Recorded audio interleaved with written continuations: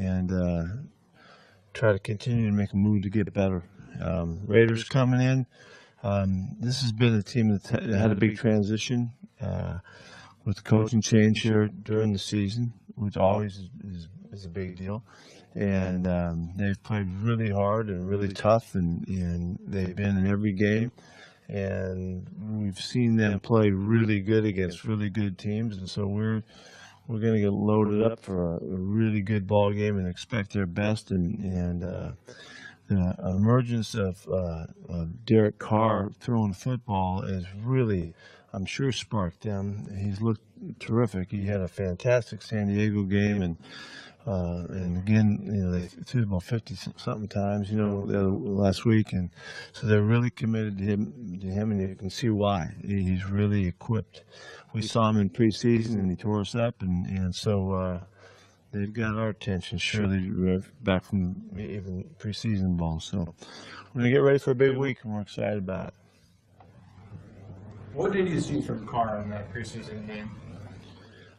He hit everything. He tore us up. Came in boldly, and threw. They didn't just kind of dink it around. They showed that they had, some belief that he could be a down the field guy, and they certainly have gone that way. The receivers have been on fire, and we saw him move. We saw him throw the deep ball. We saw him throw some time and quick stuff underneath, and just show a lot of poise. So he's demonstrated that now. He's got good numbers right now. Do you have any further idea of the status of Bobby Wagner and Zach Miller going forward? How they're going to kind of come along for you? Well, what I can tell you is that Zach had a real good meeting back with the doctors in North Carolina. I talked to him in the training room today. This is the best he's felt by far. Made a big jump from the treatment that they did over the weekend, and so that's a real positive sign. It's the first really good positive sign we've had, and he was really encouraged by that. Bobby got a good report. He's staging along, moving ahead, but neither one of those guys are going to make it this week. You made 2 moves yesterday, so you have a couple spots on the roster to be filled us. Yeah. We moved up LJ Fort, and we signed Will Tukuafu to come in and play fullback for us. See how he does. LJ's going to play on defense for us, and he's been a linebacker in Denver. Last time we saw him on film, and he was in a week ago, and we liked what he did. So with the necessity of Malcolm being banged up, we thought we needed to do that. So is Malcolm out this week then? Or? Don't know that yet. Don't know. How about? Oh, go ahead. I mean, Byron Maxwell, Max Unger. Are they? Max is going to practice today. We'll see how far he goes and how he tolerates it. So that's real encouraging for him. He's excited about it. He looked good in the walkthrough stuff we've done. We won't know until we get through the week how he tolerates the workload as always, but that's positive. Byron is making big improvements. He's really getting close, and I don't want to rule him out for this week. We'll see how he does, and we'll see what happens. But those guys are really going day to day right now, see if, how they can tolerate work and all of that. Anybody else want to ask a question before Tony does? What are the possible pitfalls of playing at 17? Well, I mean, anytime that you play a team that's been struggling, that you could look at them and say, okay, they're not playing good ball. The film doesn't show that. They've had turnover problems that have caused their issues for the most part, but they played really tough on defense. They're only allowing 3.7 on rushing with their front, and that's a tough stop front. And teams have tried to run the ball at them, so they've done a good job there. And they show real explosive, dynamic throwing game right now at us, and we have to be ready for that. So hopefully all of that makes enough sense. However, that really doesn't have anything to do with it. It's really us getting ready. And we have to take each week as a championship week, and we've got to prepare like that. And we do that by doing it today. You know, we take care of it today, then we'll move to the next one. If we do that right, then we'll be ready to play this game. Tampa Bay was in a similar situation coming in here last year. The fact that game kind of went like it did, is that something you use to kind of say, hey, look, this can happen if we don't take it seriously? That example has been a really big example for us. You know, not so much this week. It's been because we thought we woke up in terms of fundamental football and doing things, the basics of this game better than we had prior to that. So that was a big wake-up call for us, and we've utilized that. So it's been kind of a topical conversation for us to stay with the fundamentals and stay with it and not lose our game. And so it was about this time, whatever, a couple of weeks or something from now, maybe a week from now, last year, that we struggled in that game. That's the only similarity that we've got to continue to find our fundamentals, regardless of where it is and who it is and all of that. And hopefully we can do that. What do you think of Kevin Pierre-Louis last week? He did really well. He played very well. He had some exciting plays. He's real fast, and he played real fast and looked fast on the field. And did good in the open field, blitzed really well, as we said. And he'll be a part of the playing if Malcolm can't go this week. You guys got him. You talked a lot about his speed, but what were some of the other areas that he's needed to kind of get better at his? No, he's just got to learn the game. He's really a diligent kid, and he really stays after it. It's really important to him. He's made very good strides. He was hampered by being banged up, and that's the only thing. It was just time, and so he has to get out there and make sense of the game plan and make sense of the opponent's style and fit things up right. So it's a matter of consistency right now.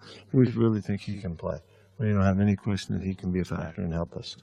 Even if Malcolm was available, are you going to look to try to get him involved more on the defense? We're trying to get everybody rotating at this point. We want everybody that's dressed to play if we can do it and utilize the whole roster. So it applies there too. The amount of blitzing you did last week, would you like to do more of that, or would you rather play base and get that amount of pressure? No, we're trying to find our times to be effective pressuring. We probably pressured more than you think, but sometimes it's not as effective. It showed up. Our pressure was really effective last week. We didn't have to go after it a lot, but it also, I think it freed us up with the four-man rush too. It helped us. I think they were looking for some things, and we got a good jump and good edge rush, and our guys made a difference in the game. So hopefully we'll get the right mix so we can continue to feel that. Is Will ready to just jump in and play fullback right away? Do you kind of need to... We'll find out. He didn't practice with us yet. I don't know. He's a big man and 280 pounds playing fullback. It's why really we wanted to do it. I think it was an opportunity to get a physical, addition to what we do on offense, and I'm hoping that he'll fit in. Defense before too. Would you look to work him in there once he gets up to speed potentially as well? Absolutely. Seeing Richard on punt returns, how much of that can we see moving forward? Yeah, it depends. It depends on who's available. Really, we were going to go with Doug last week, and Doug was needed a break at the time, and so he jumped in relief to help us out. He's not, in our minds, the guy that's going to be back to return punts all the time, but he is a guy that does a great job of all the situations and knows what's happening. He's as well schooled as any of the guys who haven't been catching punts, and so he pulled it off last week. With what's going on the last couple of weeks and with playing young guys and stuff, how much do you lean on kind of the leaders and kind of more veteran guys on this team to be able to? I don't think any differently. Our guys have been with us long enough. Our guys have been through the all of the process, and I don't think we need to have anybody step into a leadership role that hasn't been. I think we're just asking our guys to continue. Our guys fit in, and like I said to you, maybe it was Monday or whatever, that the young guys feel like they're part of it, and they feel like that we're not having to look over our shoulder at these guys, see what they're doing. They're in it, and or we wouldn't be playing them. So the time it's taken to get to that point has been valuable, and when they step in, they're playing like the regulars. What is Walter's situation this week? He's practicing today, so he's back. James Carpenter's back. He was out today, feels okay, so he looks like he's gonna be all right. Jerron's he's got to go through the protocol, and so it'll be all the way through the week until they make the determination. With Walter's back, do you know what you want to do with kick return yet? Yes. Huh? We'll find out. But it was great to see Paul, get his couple shots at the kickoff thing and kickoff return, and showed us something special, So he's definitely in the running. I would not mind at all to have Paul back there, and we'll see how Brian Walters makes it through the week. Is that a risk versus reward thing where Richardson may be able to break it, but you can trust Walters most times to possess?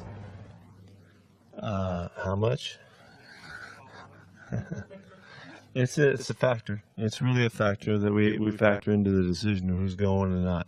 When they're giving us the football by kicking it to us, we want to make sure that we wind up with it. That's huge. And so that's a big concern for us. More so to me than the yardage that you might be able to make with the return.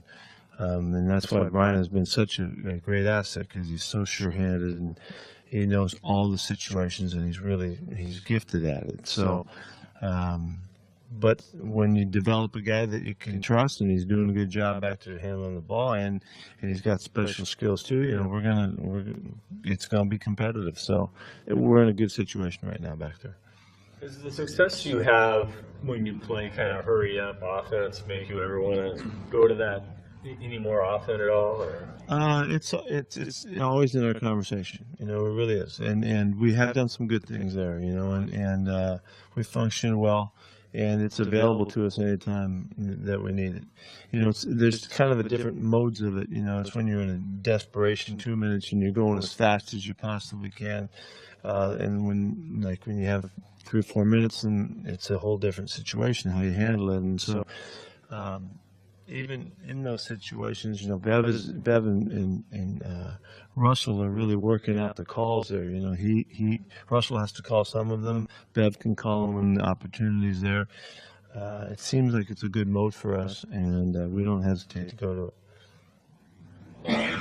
How has Eric Pinkins kind of come on for you? You haven't seen him since June before he got back. He's been working real hard. He's in great shape now. He's been with us. He didn't report in the greatest of shape, and condition, and has really elevated since he's been with us. He's stronger, and all that. So he's doing a good job, and he's getting a lot of work too. So we'll have a good evaluation. We have 1 more week to check him out.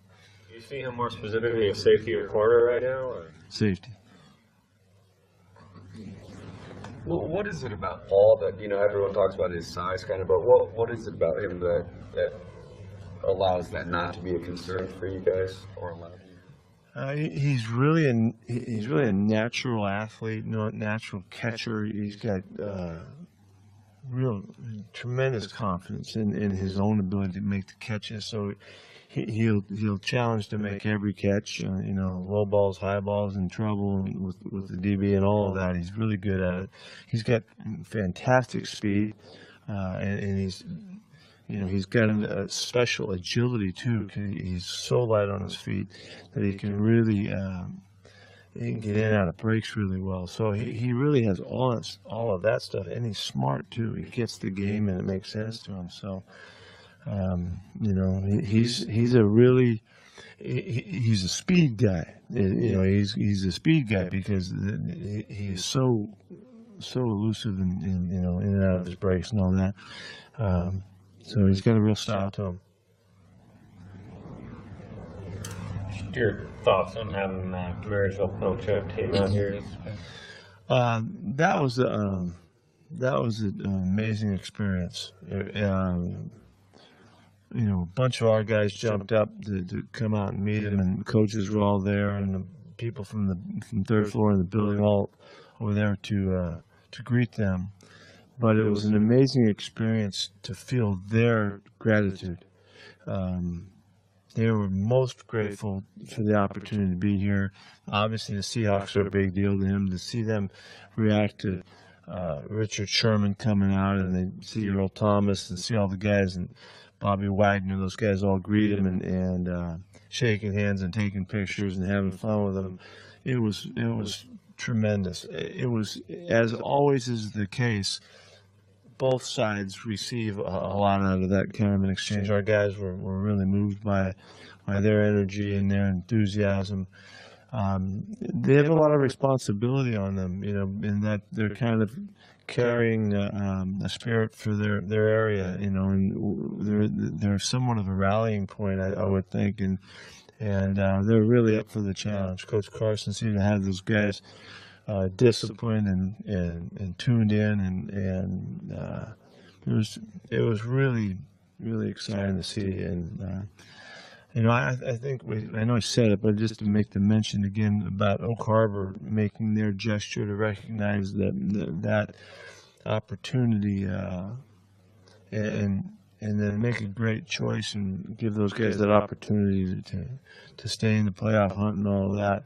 That was really tremendous. I think they're going to come see us next week, which we're thrilled to be able to exchange with those guys. So it does speak to the power of sport, you know, and how it is such a unifying, you know, element in our culture, and you can just see it in this local community. I know that they'll be a big factor in how everybody comes back to, you know, the normal life and all. So it was very powerful. Anything else? Okay.